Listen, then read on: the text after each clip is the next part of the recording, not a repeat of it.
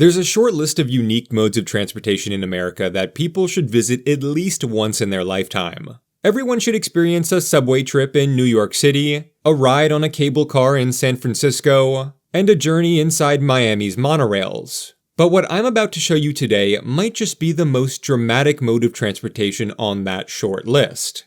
An aerial tram that makes Portland's or Roosevelt Islands look like child's play in comparison. Of course, I'm talking about the Palm Springs Aerial Tram. This tramway takes passengers on a 12-minute ride starting at the floor of the Sonoran Desert at an elevation of 2,600 feet above sea level, all the way up near the top of Mount San Jacinto at 8,500 feet above sea level. On the ride up, we'll make a quick transition from sun-scorched desert to cool alpine wilderness. The only problem? My extreme fear of heights. So this should be fun, right? What's the worst that can happen? You're stuck dangling from a cable 7,000 feet above jagged cliffs? Yeah, like that's ever happened before. Oh. Huh. Let's just try it, you know? And on the way up, why not talk about why this tram and its rotating floors even exist in the first place?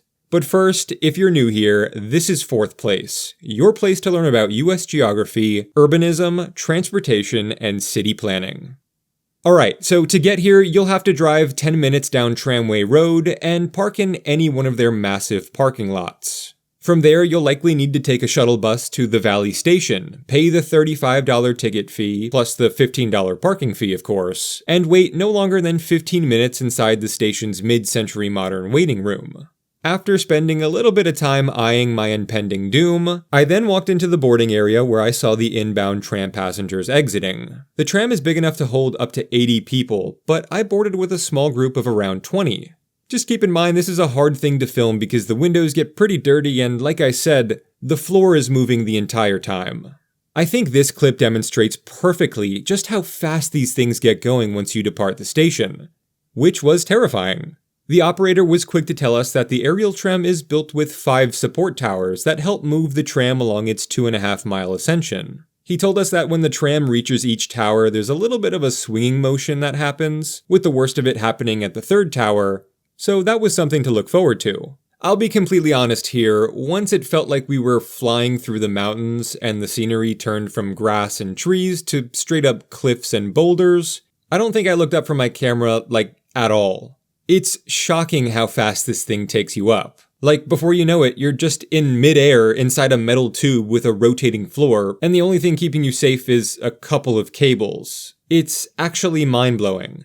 But I think the rotating floor was actually one of my favorite parts of the tram itself, because you're not just stuck in one place with one view the entire time. If you're brave enough to look up, you can see everything from all different angles and views. The tram wasn't always built this way though, and the rotating floor was only added in the year 2000. From the tram's opening in 1963 up until then, this is what the cabin looked like. They have a few of these placed throughout the Valley Station for photo ops and historical preservation, which is really neat. These are pretty cool and remind me a lot of the Roosevelt Island trams. They're both clearly inspired by the Swiss and Austrian tram cabins that came before them. But this new tram is also really sharp, and looks a lot like the Portland aerial tram.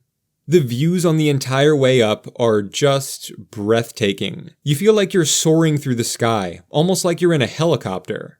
Everything is moving and changing so quickly, and the scenery all around you is so dramatic, I didn't know what to do with myself half the time. Even as someone with a bad fear of heights, it was really nice to see everyone enjoying the scenery and the experience. As we neared the top, the rock formations got even more dramatic. This was when we started seeing pine trees, and in certain times of the year, you can even see snow up here.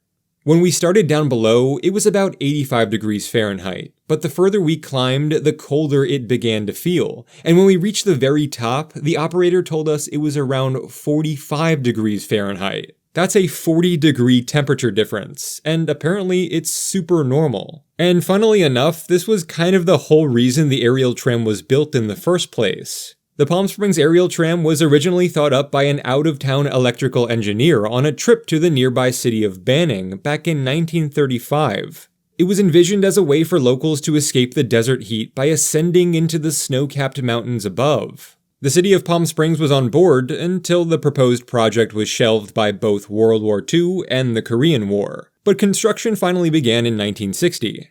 But what made this system such a great engineering feat at the time was the unprecedented use of helicopters in the construction of 4 of the aerial tram's 5 towers.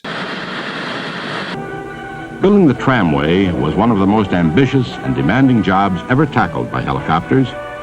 Nearly 6,000 tons of material were airlifted, and over 2,000 workmen every month during the 26 months it took to conquer the mountain. It opened in 1963, but later that year, a tramcar actually became stuck for over 13 hours because of an electrical problem in the control room. Thankfully, soon enough, my tram pulled into the mountain station, the passengers disembarked, and I got to explore the grounds on foot for a little bit. One of the main uses for this tram is actually for hiking. Hikers will both take the tram up and down before or after hiking the trails that make up Mount San Jacinto State Park. The most popular trail is a 10-mile trek to and from the town of Idlewild, where there's a bunch of hotels, resorts, shopping, dining, markets, and much more. So what's there to do up here for non-hikers? Well, a lot actually. The mountain station is home to both a bar, called the Lookout Lounge, and a restaurant, called Peaks, but they also have a grab-and-go cafe too. I tried none of the above, so unfortunately, no food reviews today. Instead, I spent my time people-watching from their quintessentially mid-century modern dining hall, as well as getting some fresh air outside of the station itself.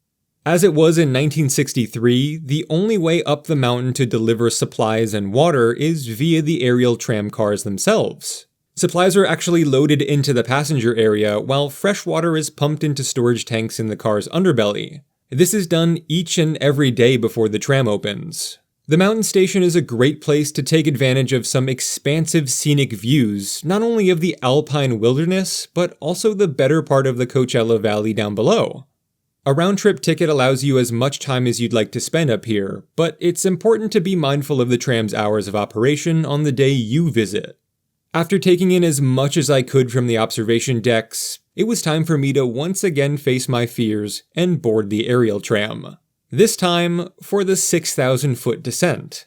Would you be surprised if I told you it was just as fast on the way down? Though this time around it actually wasn't too bad for me, other than the fact that this tram was fully occupied. I mean, so much so that I could barely move my arms. But needless to say, the views were just as remarkable. I also worked up the courage to look out most of the ride down too, and I'm glad I did. I almost skipped out on this thing entirely, both because of the cost and because of my fear of heights. But I knew this was probably the last time I'll ever be in Palm Springs for an extended period of time, so I just went for it. Overall, it was an enjoyable and unique experience that I do recommend taking advantage of if you're ever in Palm Springs yourself. Let me know down in the comments section if you've ever ridden the Palm Springs aerial tram and what you thought of it. Don't forget to hit that like button if you enjoyed the video and subscribe so you don't miss out on any future uploads. For now, I'll see you next week from 4th place.